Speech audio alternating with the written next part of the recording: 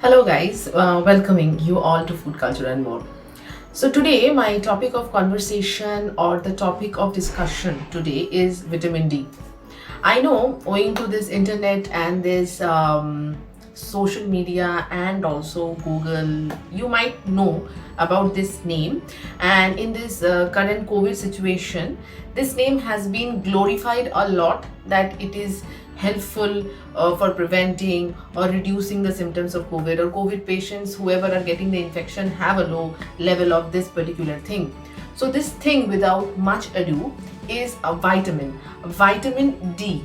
Okay, we are well aware with the names of vitamin C, vitamin B, but rarely do we know about vitamin D. Yes, I know, due to this googling and all, as I was saying, you might know about vitamin D, that it helps in the absorption of calcium, or owing to this marketing strategies and everything, many people has emphasized this fact that it is fortified with vitamin D. It helps in the absorption of the calcium of your milk, because just having milk is not enough, you need to take vitamin D. But today I am here to say more on vitamin D. It's not about calcium absorption, it's not that it's a fat soluble vitamin, nothing. I'll be saying a little bit more unknown things about vitamin D. So without waiting, let's reveal. So I think many of them who are currently watching this video, or who will watch this video, will be aware with one of the symptom to easily find out your vitamin D deficiency can relate to. So this is in the morning when we get up, we feel lethargic, like I'm feeling so tired. Although we have completed a good 8 hours sleep, but we feel a lot of tiredness. Or maybe there is a lot of pains in the body, like we feel like something has happened, or we are feeling very lethargic to do our work, or maybe we are feeling fatigued very easily if I do a workout for or exercise, or a simple work. Even if we do for 10 minutes, we are feeling little bit, I can't do it. So most of the people blame that my weight is increasing, or my stamina has gone down due to this work from home schedule, etc.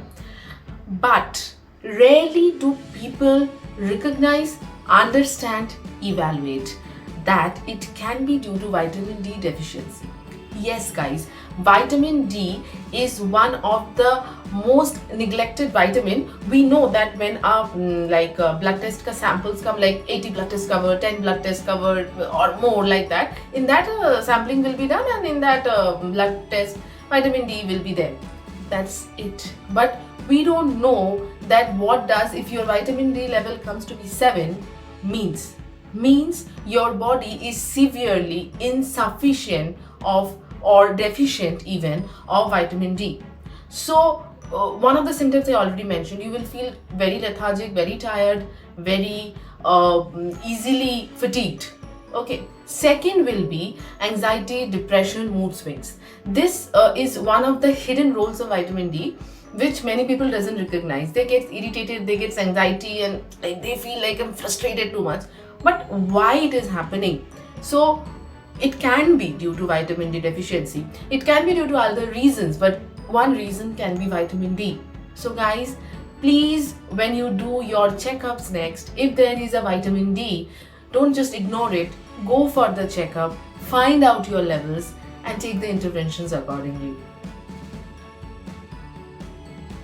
So since we are talking on food culture, definitely food we have to discuss. Yes, food are there, but very, very rare.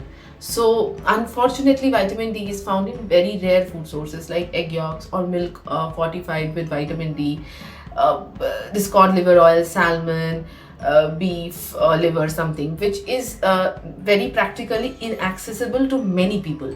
So to cut things short, many people take the helps of supplements. Doctor also do advise. So yes, dietary intake alone might not be sufficient to overcome our deficiency state of vitamin D deficiency. So you have to take vitamin supplements. Supplements do come, and as per your levels, doctors will suggest the dosages, and you have to take it accordingly.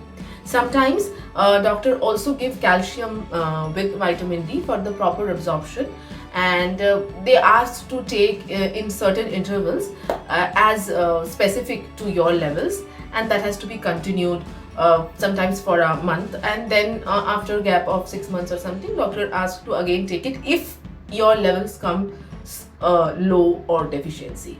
So this can be the probable interventions. And one of the age-old intervention which is very, very good, I would say, exposure to sunlight, because sunlight helps in the absorption of vitamin D.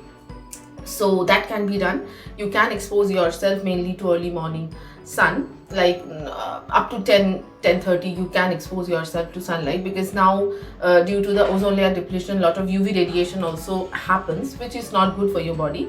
But early morning sun, we can assure that a little bit of absorption of vitamin D can happen. So be as much early possible, try to expose. It should not be a midday sun, because that is not good.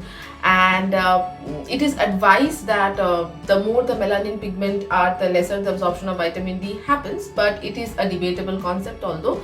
And you want to wear like minimal clothing. Don't cover your complete hands and legs, like as minimal as possible. It's not that you want to go out on a bikini in a beach for vitamin D absorption, not like that.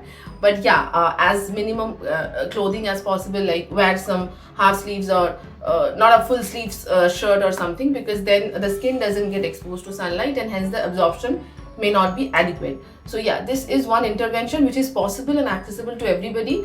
I think many of you might know, if you get the access, expose yourself, do some exercises in the sun if possible, because owing to this pandemic situation, we are all locked up and exposure to sunlight is zero, again, which can be a factor in the increasing rate of vitamin D deficiency.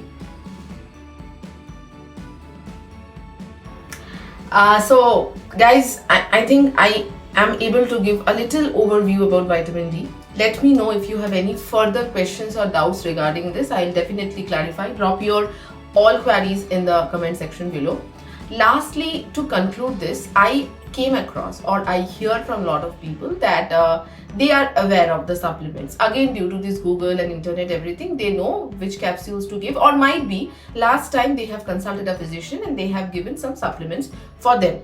So out of nowhere, sometimes one fine morning they get up and they feel weak, and they find, okay, might be my vitamin D deficient, but I don't want a blood test to be done because I know my body very well. So without understanding, or without giving a call, or without consulting a physician, they just ran to the pharmacist and they take the supplements. Vitamin D can be taken without prescription also.